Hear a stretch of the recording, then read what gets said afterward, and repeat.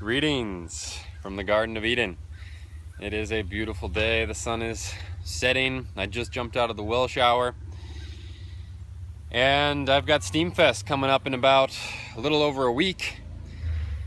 And I'm going to be speaking at SteemFest, if you didn't know, as are many other cutting-edge Steemians, which I'm super excited about meeting and connecting with and coming together for the common purpose, which ideally is freedom and free market and connection and a new world, a new world that is not based on enslavement and control. So I'm super excited about SteemFest, and yet I'm also having a little bit of reflections, sustainability, lifestyle reflections, because here in the Garden of Eden, which I've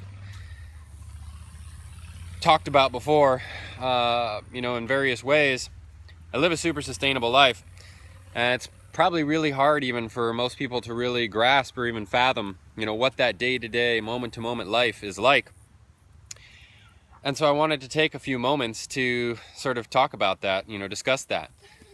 So for example, I just popped out of a well shower, an outdoor well shower. The water's coming from, 150 feet underground. It's coming out cold. It's the fall season, so it's not even that warm out right now. Every single day here with my family. This is Noki, my second daughter. She's 4 years old. She's got her very favorite toy, Rainbow Dash, of which now has dreadlocks like her. That's Kiki riding by on her bike. Kiki just learned to ride her bike a couple weeks ago and is now upgraded to the big princess bike from the little kid princess bike. And little Rainbow Dash with her dreads and her golden adornments and little hair berets and cute stuff like that. Hi, Dad! Hey, Kiki. Hi, Quinn. Hey, Caitlin. How do you know my name? How do I know your name? You live in my paradise. Can I go in too? Garden of Eden paradise. Yeah. I have a... Noki's on the button. Yeah. So yeah, this is my life. It's an unplanned Noki's on the button. moment right here. My I hand is only just sewing. came out to take a shower and Let's just ride harvest by. some bounties Let's of the go back land to and the drive. whatnot. Wait for me. And then, the girls come by, which, like I said, is it's a real profound and important part of my life, because every day, not only am I, showering in well water coming from straight underground that has no energy spent on heating it, no water is wasted, it all goes to watering our crops, no chemicals are used, soaps and things of that nature to shower. But every single day, no matter whether I'm working, 14 hours, 16 hours a day, which I do sometimes do because I got so many responsibilities, but my children are here with me all day long, every single day. We wake up together, we go to sleep together. I'm there. If there's ever a problem, I'm able to provide solutions. If they ever just want to come and say hi, just like they just did, right? Just 30 seconds, 3 minutes like that, where I'm here, and they can just run up to me and give me a hug and say hi and share that love. It's truly profound, right? The amount of comfort and safety and security and love and nurturing and support that they experience on a moment-to-moment, day-to-day basis is really profound. And because of that, now they're super happy, they're super responsible, super competent, super at peace, right? They don't have all this crazy, drama or insecurity or dysfunction or fear. And so then that actually makes my job of being a parent much easier, right? It's way easier because I don't have these difficult children that have to be wrangled all the time and disciplined all the time and watched all the time and told what to do all the time and not what to do all the time. They're, literally more responsible than most adults that I know already at 6 and 4 years old, right? So my whole job becomes easier, and then that allows me to, put in these 14-hour work days, right? And not only are they playing and having fun and safe and healthy, but they're learning all day long, every day. You know, Kiki's getting to be a master tree climber now, which, you know, maybe some people don't consider to be important knowledge or skills or learning, but, you know, they really are. Extremely important. And my dad here, Quinn, is my daddy. Yeah. And we're playing together. Whoa. You're having so much fun, huh?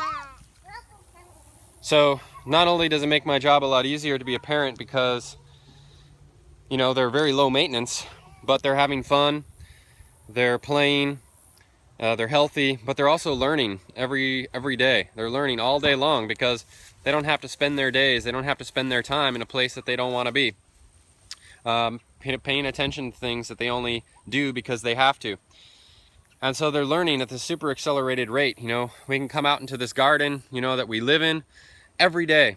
We come out into this garden, and instead of having to load all the children up in a car, you know, put them in seat belts and, you know, take a risk of getting in a car crash and, you know, police officers, you know, trying to kidnap us and extort us.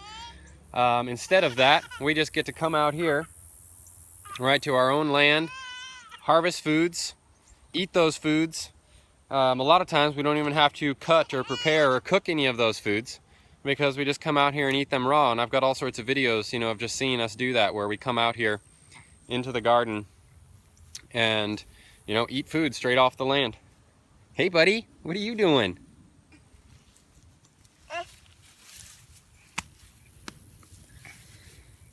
You know, this is little Kinoku, my firstborn son, 11 months. And, you know, he came all the way out here from the house, I guess, somewhere. He's 11 months. He's already, you know, fully competent in walking and exploring and adventuring. And he came out here to find me, you know, probably 50 yards, 100 yards away from the house. He came out here all by himself to find me. Hey, buddy, I can't let you play with this. Yeah, I can't let you play with this. Wow. So, you know, little interruptions, you know, like that happen, but it's part of my life. I don't have the interruptions of, like I said, having to wake up on an alarm and, you know, dress children appropriately for society and, you know, lock them in a, you know, a car and seatbelts and, you know, take them, you know, down these dangerous pathways, you know, to a prison, basically, which we call education, right? So I don't have those kinds of interruptions, and these kinds of interruptions where, you know, the children come running up to me because they love me so much and, you know, want to say hi and, you know, are just frolicking and playing. Like, those aren't even interruptions. Those are like blessings, right? That's like when a butterfly, you know, comes and lands, you know, lands on your shoulder, or, you know, a hummingbird comes to your hummingbird feeder, right? So, you know, it's this really profound and amazing life. And actually, the whole reason why I started talking about this is because of reflections of going to SteemFest. And I'm going to SteemFest, you know, here, and I'm actually leaving in a few days on Wednesday, the 25th. Going to LA for a couple days, got some business and some friends to see there before I fly out to Europe. And, you know, it's the first time that I've left, you know, my children for more than, you know, a half a day or a day in, you know, since I can even remember. It's, you know, a couple years probably. You know, so that's a really big deal. Also, you know, every single day, I mean, sometimes here at the Garden of Eden, I don't even leave for, you know, weeks or even months at a time. You know, I'll stay here in the Garden of Eden for weeks or months without even leaving. You know, so like for me, you know, like peeing and pooing in toilets, like, is really hard for me. It's really difficult because it's just so unsustainable. It's so unconscious. It's so irresponsible. You know, I've been, you know, peeing out on the land every single day, you know, for years and years and years. I've been, you know, pooing and decomposing toilets every single day for years and years and years. You know, and that's really important to me. I don't do it because I have to. I do it because I want to, because it's really important to me. You know, same thing with food. I haven't bought, you know, food at a restaurant or a grocery store or, you know, a gas station or anything like that in over 12 years. You know, so it's like, it's super profound. And, you know, now I'm going to be, you know, traveling for a couple weeks, you know, in Europe, I don't have a sustainable food production system. I don't have the connections, the resources and all these things to do things the way that I do them here. So obviously I'll try to live as sustainably as I can, but there's just no way I'm going to live as sustainably as I'm living here. Any shower that I take is going to be, not only unsustainable, but potentially unhealthy for me, because it's going to have fluoride and chlorine and stuff like that in it. And so it's like all these little things like are big, huge deals to me, and yet to most people it's just like every day. You don't even think about it, right? You don't even think about what's really going on in the whole process of these daily things like eating, commuting, showering, education, etc., etc., etc. So I'm just having some reflections, preparing for SteemFest. It is a bittersweet thing because obviously I'm super excited about SteemFest. I'm going to be speaking there. Gave away a ticket to go there. I've been promoting it because I love it. And yet, on the other hand, it's a bitter thing as well because I'm going to be leaving the sustainable life for an unsustainable life, and I'm also going to be away from my children for the first time in my son's life, but even with my daughters in a couple years. So I could go on and on and on. Just wanted to connect with you all now, share, this raw truth, experience of my life. I love and bless, and I'm grateful for all of you. Despite any differences we have much more in common than we have different. Bless and steam on.